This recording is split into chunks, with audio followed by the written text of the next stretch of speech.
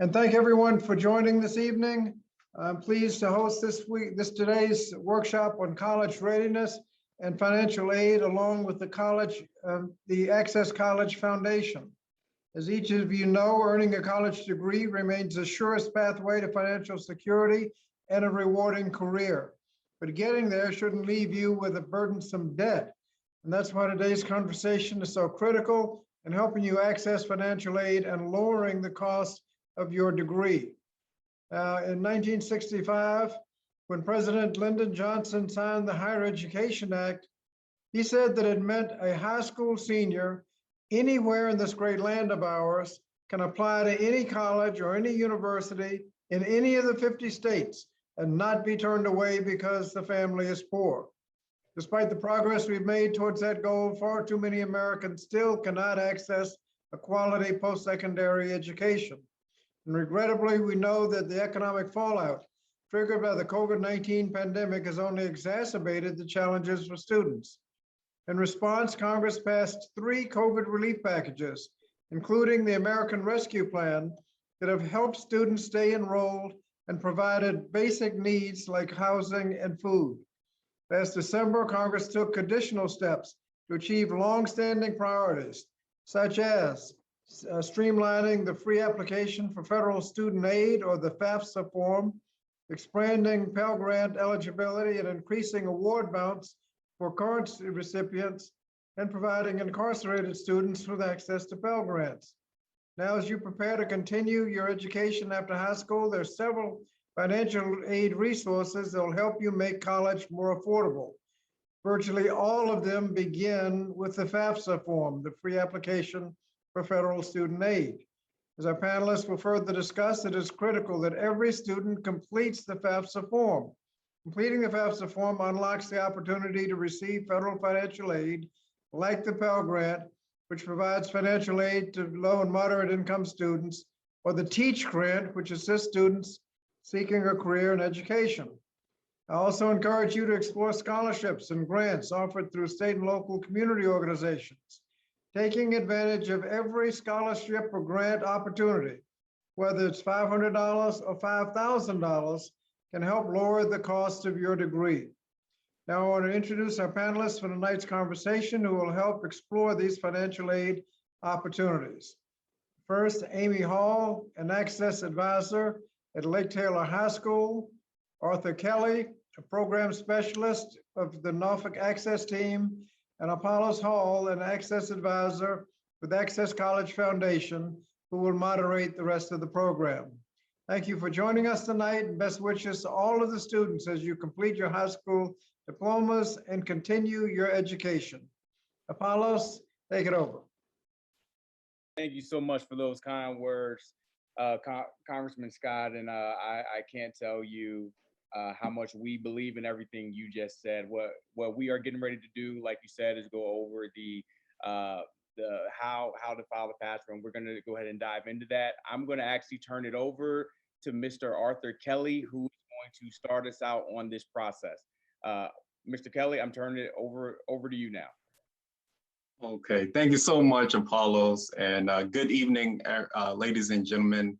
And first and foremost, we would like to thank Congressman Scott for sponsoring tonight's event and that wonderful introduction that he gave us. I am Arthur Kelly. I am the program specialist serving for all 5 Norfolk high schools, and I'm joined with my colleague who will introduce herself. Hi, everyone. I'm Amy Hall, and I'm the Access Advisor at Lake Taylor High School. And thank you again, Apollos. Welcome to Virtual Financial Aid Night, our presentation. Tonight, we will provide a brief overview of the financial aid process. If you do have general questions tonight, we will answer questions live at the end of the presentation. To submit a question, use the chat icon at the bottom of the screen. We will do our best to answer as many questions as possible. Again, we ask that you keep to general questions for this purpose. We can follow up with you should you have more personal questions that you want to ask. Before we dive into financial aid, here's a little bit about Access College Foundation. Access has been helping students go to college since 1988 and currently serves students and families in 31 high schools across Southside Hampton Roads, specifically Chesapeake, Franklin, Norfolk, Northampton, Portsmouth, Suffolk, and Virginia Beach. Since Access was founded, we have helped over 75,000 students and have helped them to leverage over $750 million in financial aid. Access has also awarded over $13 million in last dollar scholarships to students. To ensure that you are prepared for your future, it is important that you are doing several things. Of course, you will need to complete the FAFSA, but you also want to make sure that you are college ready. Well, what do I mean by college ready? Often students enter college uncertain of what they want to major in or exactly what their interests are. A great way to examine this is by taking a career assessment on Virginia Wizard. Virginia Wizard is an excellent tool that allows students to determine their work, values, skills, and careers, all by taking an assessment. While completing the assessment, the student has an avatar that is talking to the student. Pretty cool. Additionally, the website gives a lot of other useful college readiness information that students can use in making decisions about their future. The FAFSA is the free application for federal student aid and is a federal form for prospective and current college students to determine their eligibility for student financial aid from colleges and universities. The FAFSA opened on October 1st for families to file the 2022-2023 school year. Well, let's get into the types of aid that are offered and who is eligible. There are different types of aid, and let's start with grants. Grants are free money that you don't have to pay back. Students can receive grants from the federal government, the state, or the college or university they attend. The only way to be eligible to receive a grant of any kind is by filing your FAFSA. Scholarships are another type of aid that you do not have to pay back. Scholarships can come from many places, including colleges and universities, community organizations, parents, work, banks, and many other places. The biggest key with scholarships is apply, apply, and again I say apply. The next type of aid is work study. Work study is aid that is offered from the college to the student, where the student will work a small job somewhere on campus and in turn would receive money like a job, or they can apply the money towards the bill. Work study jobs are usually only 10 to 15 hours a week. If you are offered work study as a type of aid, it is on a first come, first served basis. Loans are a type of aid that you must pay back. When you file the FAFSA form, students can become eligible for a federal student loan. That loan is often broken up into two parts, a subsidized loan and an unsubsidized loan. The subsidized portion of the loan, the federal government pays the interest on the loan while you are in school.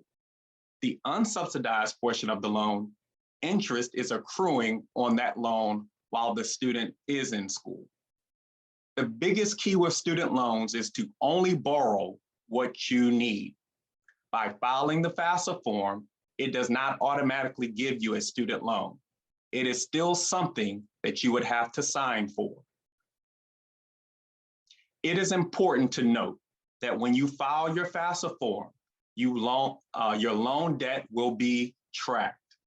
Students can see both grants and loans on the new dashboard feature when logging into their FAFSA. Additionally, it is located at the end of the Student Aid Report, or the SAR report. Keep in mind, the current undergraduate national average of loan debt upon graduation is $36,635. The current Virginia undergraduate average of loan debt upon graduation is $38,903. Access scholars, however, currently graduate with an average undergraduate loan debt of $15,233. This is due to the services provided to those students in our College Success Program. Financial aid is so broad. So who is eligible to receive financial aid? The criteria that the Department of Education uses is that a student must be a citizen or eligible non-citizen, permanent resident with a permanent resident card, have a valid Social Security number, enrolled in at least half-time in an eligible degree or certificate program, and student is not in default of a federal student loan. So, how do I apply for financial aid? The first step is going to be set up an FSA ID for both the student and at least one of the parents. To set up a FSA ID, some basic information will be needed. Email address, Social Security numbers, birthdays, full legal name, and addresses are needed to set up a FSA ID. Once you have input your information, you must select and answer 4 security questions that come from a pre-populated list. Security questions are used to unlock an account if a student or parent forget the username and/or password. Once you have input your information and selected your security questions, you must verify the account using an email and/or texting code. If you list an email and a cell phone number, you must verify both the email and the texting code before the FSA ID will be valid. We recommend that both the student and parent validate both when able to do so. Once submitted, your FSA ID will be verified by the Social Security Administration, typically within 1 to 3 days. So how do we file the FAFSA? To file the FAFSA, parents will need the basic information they use to set up the FSA ID, and they'll be using their 2020 taxes. Parents will need the 2020 tax return, 2020 W-2s, as well as bank account balance estimates and asset estimates to fill out the FAFSA form. When applying for the FAFSA, you want to make sure that you're on a .gov website. There are fraudulent websites out there willing to take advantage of students and families. Students would need the exact same information, especially if they worked in 2020 and filed a tax return. Students will also need to know what colleges they want to send the FAFSA form to. On the FAFSA form, you can list up to 10 colleges at one time. You can list the college on the form even if you haven't applied yet.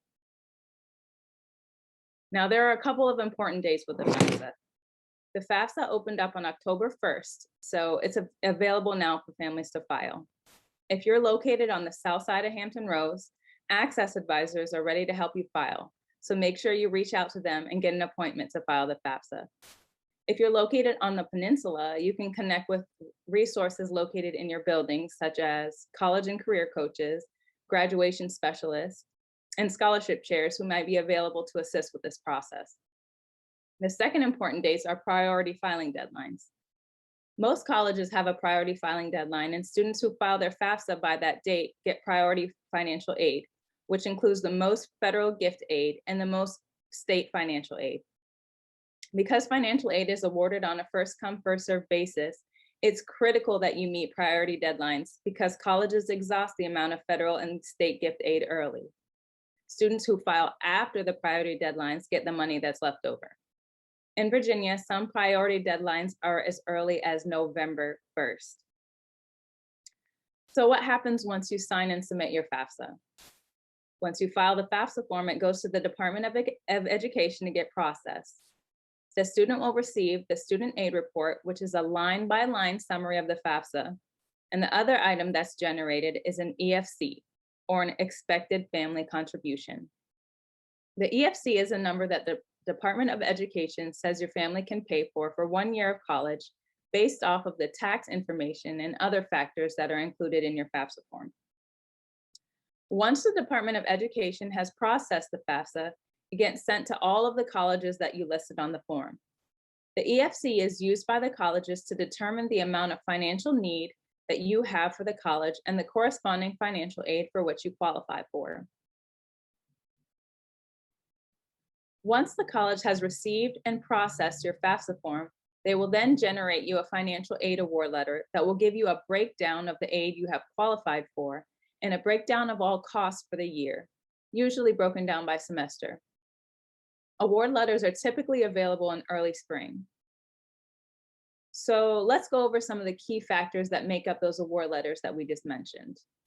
The cost of attendance is made up of tuition and fees, room and board, books, travel, student loans, or loan fees, and personal expenses. Basically, it's everything that goes into the sticker price for a school. Now, keep in mind, other educational expenses can be considered, such as laptops. The EFC, or expected family contribution, is determined based upon your family size, income, and other information reported on your FAFSA. It's used by colleges and scholarship organizations to determine need.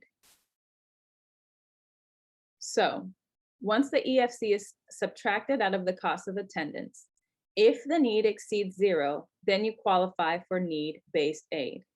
It's important to note that while the cost of the schools you apply to may be different, your EFC will remain the same for each school. In the example on the slide, this student has applied to 3 different schools with 3 different costs of attendance. Subtracting out the EFC, which remains the same, it leaves the student with different levels of need for each school.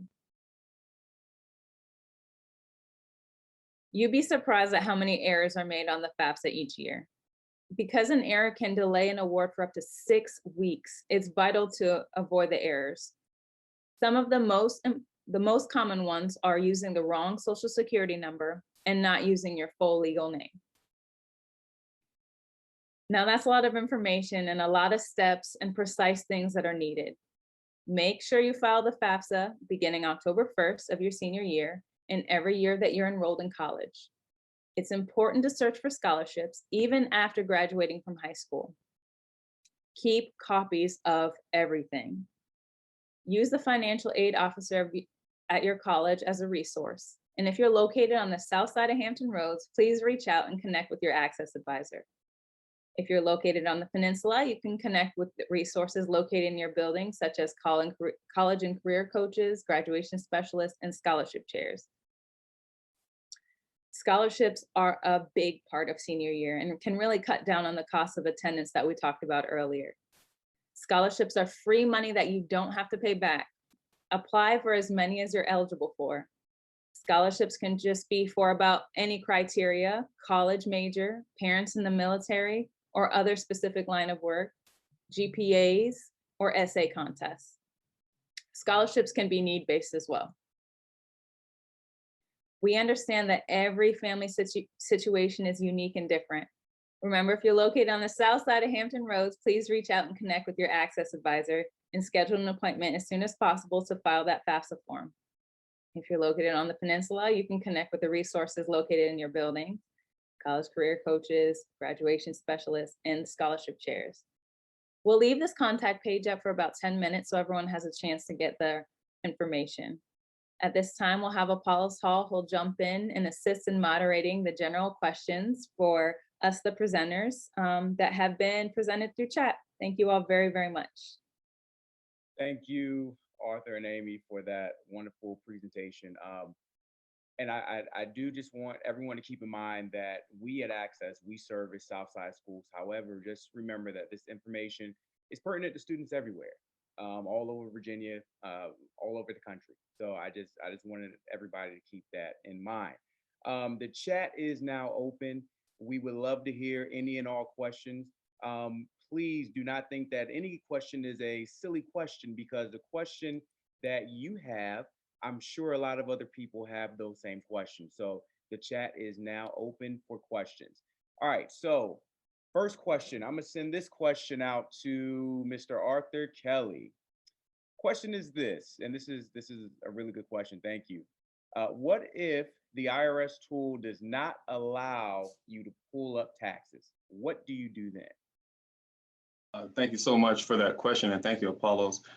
Yeah, so the FAFSA, the system has been a little janky this time around with a lot of new avenues and a new look for the FAFSA form. But if you're unable to use the data retrieval tool, you can manually put your information in. There are a couple of reasons why you would not be able to use the IRS data retrieval tool. One, something does not match up with how you file your taxes. So that could mean something as simple as if your middle initial was located on your tax document, but it is not on your FAFSA form, then your data retrieval tool will not populate. So all you would have to do, go back and look at the actual taxes that you filed and see how that processor puts your name in. Also, married filing joint or married filing separate. All of those are factors. Also, another factor is address. The address has to appear identical from how you file your taxes on the data retrieval tool. If all those things line up, it should link and you should be fine. Other reasons that your information will not link to the IRS data retrieval tool, if you filed an amendment, if you file your taxes late, then a lot of times your information will not populate and you would have to manually put in your information. It is okay to manually put it in, but if you are selected for verification, you will eventually have to provide the actual tax documents to the college that you are selected. Thank you so much for that question. Awesome. Very, very, very well said, Mr. Arthur Kelly. I expect nothing less from you. Next question. Can I join the military in my senior year and then go into college? Would me being active duty affect me staying in-person school or risk me being deployed? I'm gonna go ahead and jump in and take this one if y'all do not mind. So can you join the military after your senior year? Absolutely, you can. Will it affect you going to college? Yes. And let me go ahead and explain why active duty will actually affect you going to college right now. And these are the things that you want to think about because recruiters are coming to the schools. And, you know, of course, they want to get you into the military. So there's a few things to think about. When you join the military, what happens is you have to then go off to boot camp.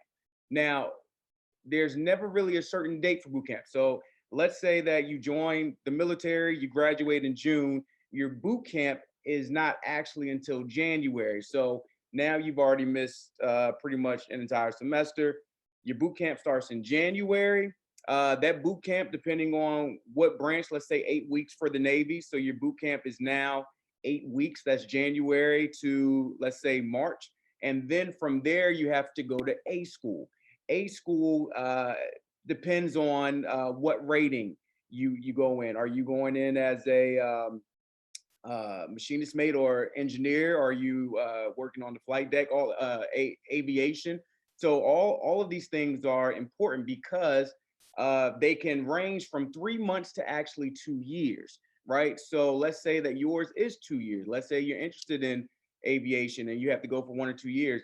By the time you get out of A school, a couple years will have passed and you still will not have been able to go to college. So once you get on active duty and you're actually out of A school and you are where you're supposed to be stationed, then yes, you can start to take classes. It is a lot more difficult. It is actually a lot more difficult to do that once you become active duty. So my advice to you would be to really sit down and think about really what it is you want to do. If you want to go the military route, then I would suggest you go ahead and doing that. But if you do want to go to college, if you do want to pursue that route, then I would do that separately. I wouldn't try to do both at the same time because it's not going to work that way. But can it happen? Yes, you would just have to wait a little bit. And if you are deployed, it depends on where you're deployed to. So it's just a lot of different factors. So if college is what you want to do first, then I would go ahead and stick with that. But if the military is something that you really want to do, then I would go that route. But it's just really hard to do both at the same time. So I hope that answered your question. That was actually a very, very, very good question. And here in Virginia, where we have a big military population, we're starting to get a lot of these questions. So great question. Next question. Where can I find this video recording? We will see where we can put that in the chat down below, Aiden, before everything is over, to see if we can help you in that area. Right now, This is Austin from Congressman Scott's office. We are currently recording this webinar, and it should be posted to the Congressman's social media channels by close of business tomorrow. Perfect. Thank you so much. All right, so this one is going to be for Ms. Amy Hall.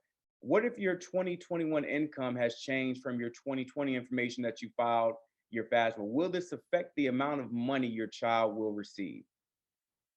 All right, so you're going to file your current FAFSA for this year with your 2020 tax information. If your income has dropped drastically, we still have to file it with your 2020 tax information. But once your student does receive the financial aid and kind of decides what college that they want to go to, you have a couple options. You can either call the financial aid office of that school and let them know about your current circumstance, and they may or may not be able to draft a new financial aid award letter for you. Or you can do the same thing and email them. But there's no change in how you file the FAFSA. You still have to file it using prior year tax information, also known as 2020 tax info. Great, thank you so much. Very, very well said. Next question. Okay, so is there help to enter in the numbers from your taxes? She's saying it can be a bit overwhelming to enter manual. So can Mr. Kelly, can you go over the IRS data retrieval tool again for her, please? Yes, the federal government has simplified the process for correct information. And typically, if you have filed your taxes, and this is why they use the prior year, because typically you will have already filed your taxes in the old system. It was a lot of numbers, a lot of estimates that we had to do, but now you can input correct information from actually your tax documents. So with the data retrieval tool, everything transfers over. The only thing that does not transfer over on the data retrieval tool is the parent's current salary. The adjusted gross transfers over, but the salary does not. So you would have to manually input the parent one salary and the parent two salary. But adjusted gross, taxes, all the exemptions, everything, that all transfers over from the data retrieval tool. Also, if you're on the south side of Hampton Roads, make sure you link up with your access advisor. We can help file that for you. To piggyback, if for some reason you can't use the data retrieval tool, in the FAFSA, it will tell you which line that corresponds on your tax documents. But like Mr. Kelly said, try every avenue to use the data retrieval tool, because there's less of a chance for your college or university to flag you for verification. So we really want to make sure that you do that. But again, if you can't do it, just read each line. And there's a Q&A also that you can click and refer to, and it'll tell you where to go on your tax documents. Great job. Awesome, thank you. Next question. So this one is going to be for you again, Amy. The question is this: are parents responsible for their students?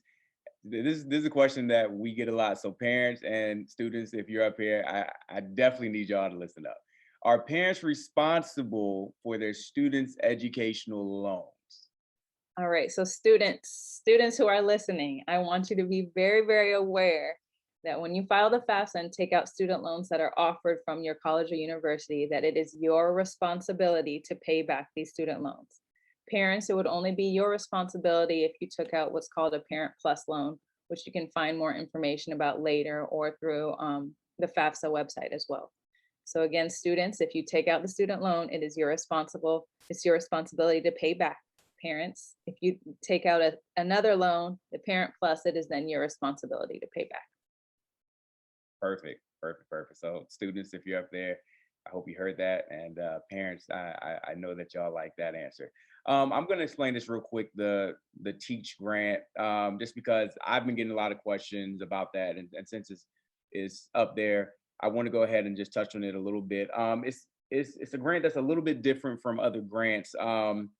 What it does, it provides up to about $4,000 a year to students who agree to teach for 4 years at different school sites, elementary, middle, high school, it doesn't matter, but keep in mind that you will have to service low income areas. So you really can't choose where you go, but of course it is a great opportunity to be placed there. And keep in mind, if you do go for that TEACH grant and you don't fulfill that TEACH grant actually gets converted into a direct unsubsidized loan. So I just wanted to throw that out there just in case somebody else had the same question about that. All right, moving on. Okay, this one is for you, Mr. Kelly. This one is for you. So it's about a 3-part question. First part, the FAFSA asks about retirement. If so, when it asks for various contributions, how do I know which field on my W-2 to refer to? Okay, so you don't have to put in the retirement like 401k or anything into the FAFSA form, and that should be indicated on the FAFSA. So when you click on the question mark button right beside that question, it will tell you everything that you would have to input as far as non-education IRAs and everything like that. So retirement question, if you are currently working, obviously you will have an adjusted gross income, but if you're only receiving that retirement, that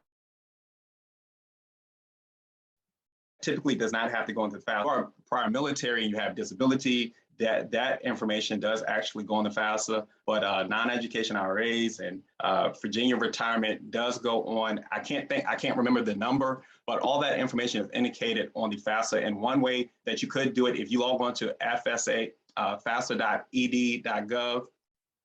then you can type in what portion of the retirement goes onto the FAFSA form, and it should explain that. It would be hard for me to tell you that right now without looking at it. Perfect. All right. And Second part? Yeah, and I was actually looking at the rest of the question. I think that pretty much answered everything. Great. Okay. All right. Mr. Kelly. All right, Ms. Amy, this one is going to be for you. If our child is applying to more than 10 schools, how can we get the FAFSA to the other schools? So when you initially file the FAFSA, I would add the top 10 schools that you're interested in applying to. You would submit the FAFSA and then give it about 2 weeks. You can log back into the FAFSA, remove schools, add more schools, and then resubmit it. Perfect. And usually I would say give it about 7 days, right? Give it about 7 days because you want the colleges to be able to receive that. So I would say give it about a good 7 days. Let the colleges get it. Let the college be able to pull that, process it, and then you can go back in and start adding more colleges in. 2 weeks, 7 days to 2 weeks, I think is Very good. Agreed. All right. So I'm gonna throw this one to you, Mr. Kelly. Different ways to cover college expenses that are not covered by financial aid. So this is a great question. What are some different ways to cover college expenses that are not covered by financial aid? All right, so as you heard in the presentation, financial aid is broken up into 4 categories: scholarships, grants, loans, and work study. So we encourage you to file the FAFSA because you're not sure what you're going to get from a college. Whether it be a private school, they can offer different types of grant, like the VTAG grant if you're going to a Virginia school. If you go to a public school in Virginia, they offer the VGAP or the Commonwealth grant.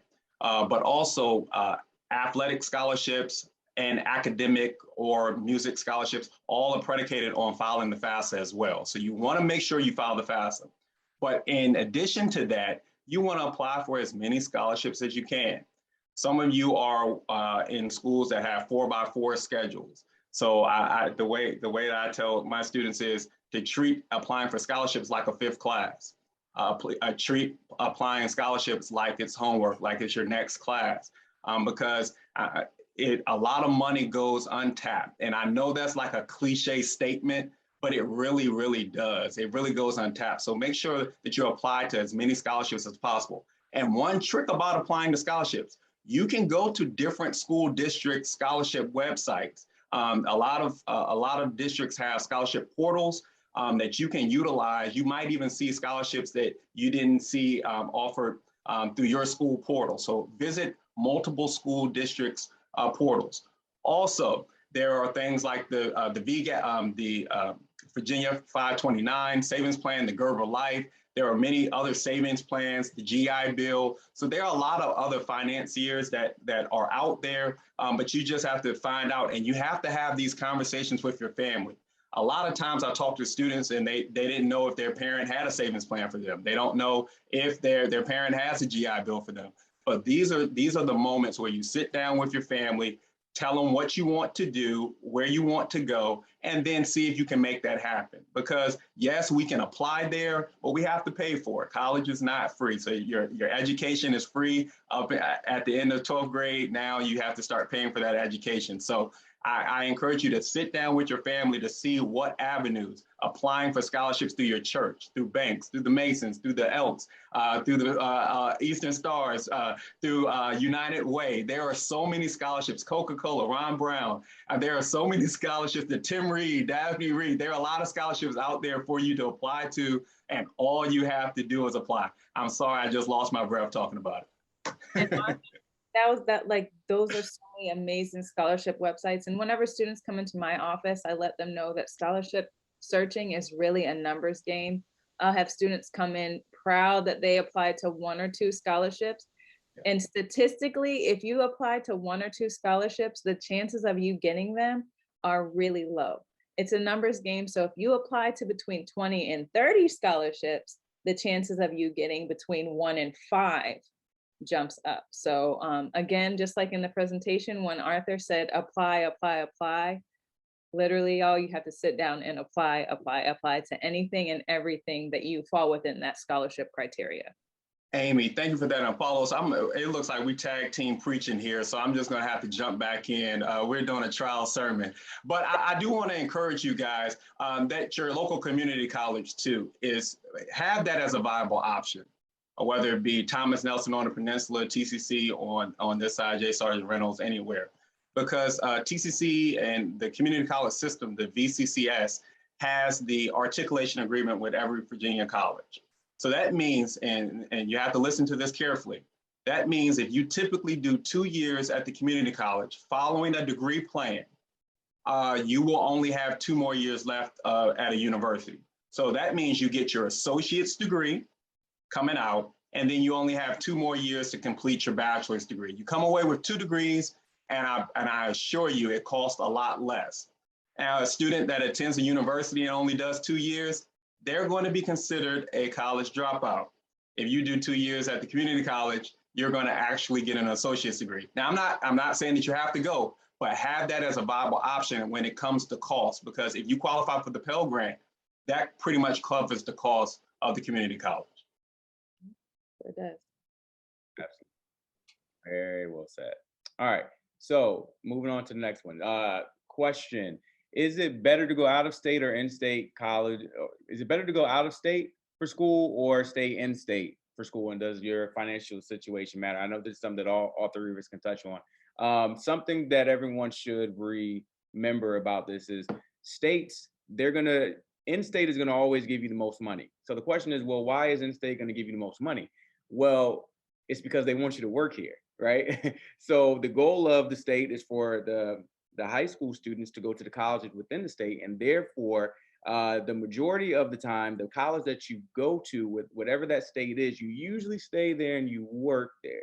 So in-state colleges then make sure that they offer more school to in-state students to keep them here, because after college, we also want you to stay here to work. So I just wanted to throw that in, and I'm gonna throw that out to either Mr. Kelly or Mrs. Hall to jump in and add in. I mean, I think you answered that perfectly. Better is, it's kind of a lucid term. It depends on what you're looking for. If you are talking more in terms of financially, is it better to stay or to go to an in-state versus out-of-state school? I would definitely say it's more financially savvy to go to an in-state school. The cost of tuition is usually going to be lower for you, and then you're probably going to be, well, depending on your FAFSA form, you could be you have the potential to get more financial aid to go to an in-state school. It really depends on what you're looking for. I think this is a good time to sit down and have real financial conversations with your parents. If you haven't done that yet, you actually have to sit down at a table and say, what are the expectations? What am I starting out with? Like Mr. Kelly said earlier, some students have no idea that their parents have been saving money for them since, they were babies. So again, now is a good time to sit down with your parent, talk about expectations for finances, apply to those scholarships. And if you are trying to go out of school, you really have to be proactive about finding that money to cover the costs that are not covered by the FAFSA. Absolutely. Absolutely. Oh, that was very good. One tip that I would give you, and this is something that you can type into your Google account, is Academic Common Market.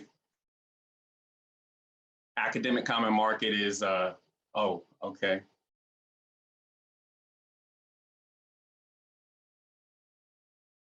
You're still on. Okay, Academic Common Market. And this is where you can go to an out-of-state school and pay the in-state tuition costs. But this is something, it depends on the major. If the state of Virginia does not offer the major that you're looking for, then you can look at the Academic Common Market. Great, thank you. Thank you both for that. Next question. What if your household income is over $100,000? Can you still get financial aid? Mrs. Hall, I'll give that one to you. So remember, when Mr. Kelly was talking about financial aid, it's an umbrella term that covers different avenues of financial aid. So when we talk about financial aid, we're talking about student loans. So yes, you could be eligible for student loans. Talking about some scholarships, you could be eligible for some merit-based scholarships that you still have to file the FAFSA to be eligible for. Work study, so you could be offered the opportunity to work for the school, get usually a minimum wage job, and then it's up to you whether or not you want to pocket that money, use it as spending money, or put it towards your tuition. And then the last one is grant money, which you probably would not be eligible for if your income is over that. But it also depends on how many people are in your household. So there's different factors. But again, we always circle back to you need to be applying to as many outside scholarships as you can. Just because there's so much time between filing the FAFSA to actually receiving the financial aid award letters, it's really good to be proactive and just seek out those other ways to pay for college tuition. Awesome. Thank you, thank you, thank you. Mr. Kelly, next question for you. I'm going to ask you to be a fortune teller on this one, all right? Oh, man. I'm glad you got that question. You have been at this for a while, but do you foresee any upcoming changes in the FAFSA process for next year? Yeah, actually, very good question. We are in deliberations with that. Our Vice President Cheryl Jones is always in constant contact with the powers that be at the federal level. So there are going to be some changes coming up for the next school year. But let's focus on the 2022-2023 FAFSA for right now, and then seek out your financial aid counselor at your school or your access advisor. They can help you with the when you are a sophomore in college or you're rising senior in high school. Absolutely. Everything is year by year. Let's just take it 1 year at a time. Very well said, Mr. Kelly. Mrs. Hall. Amy Hall, when you're sending your FAFSA, who actually takes it and files it? Who actually takes it and files it? So let me try to reword that. When sending your FAFSA, what does that process looks like? Where does it go? So when you hit submit, all the schools that are listed on the FAFSA then receive it. So then the financial aid office can then work on your financial aid award letter. So each college that you list on the FAFSA receives it, but then you're going to get a financial aid award letter from all the colleges that you've been accepted to. So say you list 10 schools on your FAFSA, but you've been accepted to 7. Later on in the school year, you're going to receive 7 financial aid award letters, not the 10 that you listed. Perfect. Ms. Kelly, do you have anything to add? If not, we'll. Oh, no, yeah, she said it perfect. Yeah. Awesome. All right. So next question. This is a great question, and I'm glad that this was asked tonight. Mr. Kelly, what if you're a foster child or have parents in prison? Yes. If you are a ward of the court, ward of state, foster care, or prison, then you would file your FAFSA as independent. There are certain qualifiers that make a student an independent student. Obviously, things that make a student still a dependent student up until the age of 24. If the student has their biological parent, they're considered a dependent student. But things that make a student an independent student are if you are active duty military, if you're a veteran, if you got married, if you have a child that you provide over half of their support. If you are under legal guardianship, that means your biological parent does not have custody of you, and you are under legal guardianship, whether it be a relative or neighbor or anything like that. Also, McKinney-Vento, all of that, homeless, all of that makes you an independent student. And then, but paying your own cell phone bill, or paying,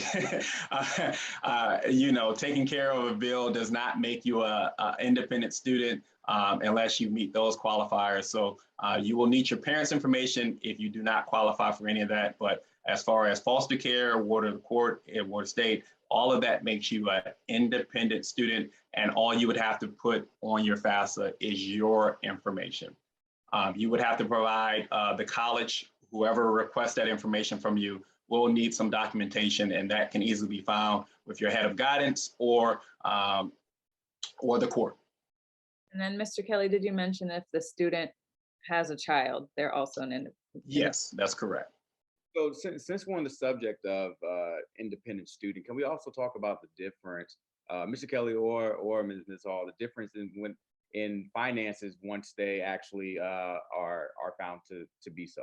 What's the difference between a dependent student when it comes to Pell Grants, et cetera, versus an independent student? Yes, according to the government, the Pell Grant will be across the board. So you would get the same Pell Grant amount no matter where you go to school. It's federal money. You could qualify maybe for federal SEOG as well. But as far as state money, that is also plays a part on your GPA and first come, first serve. But also in the loan category, you will be eligible for over $4,000 more than the typically $5,500 range as far as Stafford loan. So you would qualify for about $9,000 some odd for your first year in student loan money. That is money that the government is saying, well, you don't have anyone being able to contribute to anything, so they will offer you more money to help pay for school. Now, you don't have to take that loan, and hopefully we can apply for a lot of scholarships so you don't need to take that loan. Awesome. Thank you for that. All right, Ms. Hall, next question is going to be for you. Sure. All right, so would a recent deceased parent, if you've had a recent deceased parent, how should they apply on the FAFSA if the parent is recently deceased? If one of their parents is recently deceased, Yes. there's an option on the FAFSA that the parent can select for their marital status, and that one would be qualifying widower. If the parent is deceased after the 2020 taxes are filed, then you would have to manually enter the tax information for the parent who is still living. Perfect. Thank you for that. Mr. Kelly, did you want to? Yeah, that was perfect. Okay, all right. Your mic went off. I didn't know if you had that. Next question is going to be for you anyway, Mr. Kelly. Is there a way to indicate that you are from a single family home if you do not have the info for the absent parent? Okay, good question. All right, single parent home. Let's just talk about this for a second. Obviously, if your parents were married and divorced, You only have to put the information of the custodial parent on the FAFSA form. So typically who you live with the most. Now you can get into, who provides the most or, who makes the most, but typically the general rule of thumb is who you stay with the most if your parents are divorced. If your parents divorced and one parent remarried and you live with the remarried parent, you would have to put the information of your step parent as well on the FAFSA form. If your parent did not marry, if your parents never got married, you would only have to put the information of the custodial parent, unless your parents never got married, but they lived together. If they live together in the same house and you live with them, you would have to put both biological parents' information on the FAFSA form. So those will be indicated on the FAFSA. It will ask if your parents are married, single, never married, divorced, separated, and it will ask you for dates and everything like that. So all that information will be streamlined on the FAFSA, so you will know how to answer that question. Perfect. All right, and we're coming down to our last few questions, but this one is going to be a very important question. So we have talked about the beginning of financial aid, how we're going to file the FAFSA, what happens during that process. But then there's something that comes after that process in the form of financial aid award letters. Mrs. Amy, can you talk about the financial aid award package and what that actually means? So specifically what the breakdown of the financial aid award letter is? Correct. Again, And what is a financial aid award letter? so a financial aid award letter is what the college or universities that you have applied to and have gotten accepted to and have received that FAFSA. Basically, it is something that they can physically show you. So either you would receive a financial aid award letter in the mail, or the school would send you their login information. You would go online and you could access it that way as well. And a financial aid award letter is the breakdown on how much that school is offering you to attend. And then it is up to you to log in or to mail back this letter stating if you want to accept or decline each piece of that financial aid. So even if a school sends you maybe everything under that financial aid umbrella that we were talking about, so maybe you applied to a school and they offered you a student loan, work study, say they offered you grant money and scholarship money. Say everything looks good, you're wanting to accept all the free money.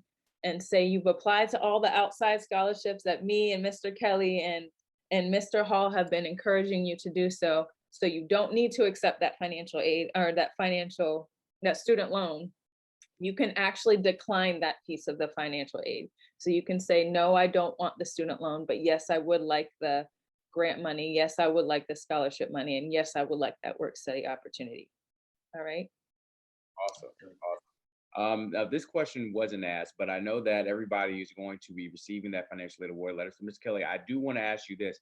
They're going to see two different types of loans up there. They're going to see an unsubsidized and a subsidized. And I know that we went over this a little bit, but can you further break down what that means, unsubsidized and then the subsidized loan? Yes, the unsubsidized and the subsidized typically depends on obviously the income that you put in on the FAFSA when you were filling it out.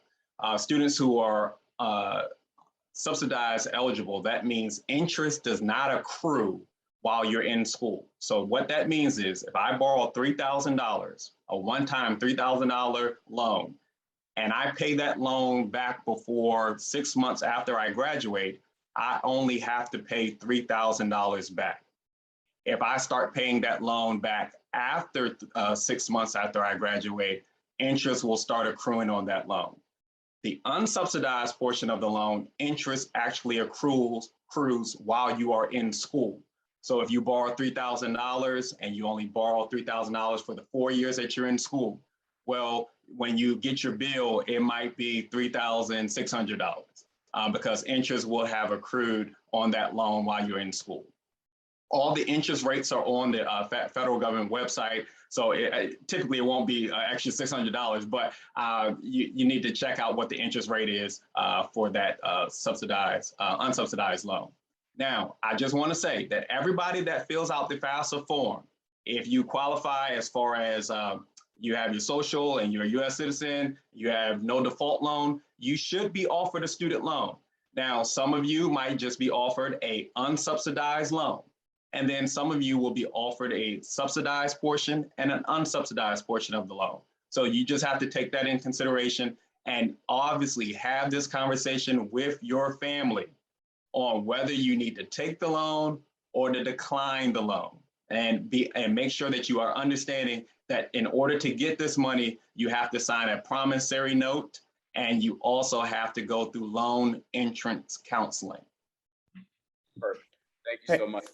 Apollos, I think we got time for one more question. So. Yeah. Thank you so much. I promise you, I was just going to ask them one last question. That's it, because I know time is running out. So this is the last question. Ms. Hall, this one is going to be for you. When we go to the FAFSA website to apply for aid, does the parent log in? Excuse me, it just jumped. Excuse me. All right. Does the parent log in and create the app and use the parent email, or does the student log in to apply and use the student email? So what they're talking about is it seems like FAFSA ID creation. Right. So you're going to log in for the student. You're going to use the student's login information. And then when you log into the FAFSA as well, it'll say the person's name who's on the top corner. So just make sure it says the student. If you log in with the parent's FSA ID and password, you're filing a FAFSA for the parent. Perfect. All right, well, that concludes our financial aid presentation for the night. Again, we want to thank Congressman Scott for allowing us the opportunity to get up here and share this with you all. I hope you all learned some very valuable information tonight. Thank you, Mr. Kelly. Thank you, Ms. Hall. And we're going to turn it actually back over to Congressman Scott for the last word. Well, so do you want to give again the contact information for Access College? Sure. Mr. Kelly, I'm going to throw that one over to you. I know it's accesscollege.org, but there might be a few more things in there. Yes, accesscollege.org, but any of the schools that we service in the south side of Hampton Roads, you can go to any of those school websites, and the Access College information will be on the school's website, but accesscollege.org. Well, thank you. And I want to thank you, Apollos Hall, Arthur Kelly, and Amy Hall for this information. As we said to begin with, access to a college education is one of the best ways for upward mobility in America. And you'd like to be able to get that college education without crushing debt. The information you provided will be the shortcut to how you can cut the costs of higher education. So thank you very much for your presentations. As it's been indicated, this presentation will be on our website and social media for our congressional office, so that people will have access to this information. So thank you again, and for all the students that are watching, best of luck and good luck for your future. Thank you.